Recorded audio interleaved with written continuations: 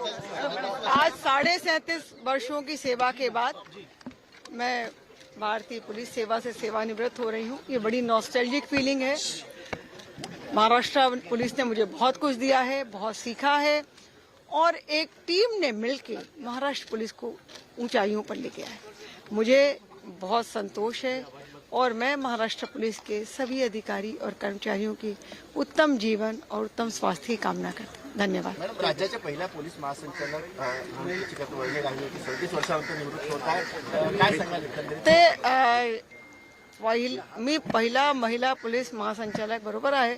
याच्या पूर्वी मी DGSSB होती। ते पोलीस महासंचालक फक्त पोलीस महासंचालक असतात, महिला पुरुष नसतात। हे पोलीस महासंचालकची पोस्ट जेंडर न्यूट्रल आहे, काम सारखं आहे आणि तो कामामुळे मला जे काही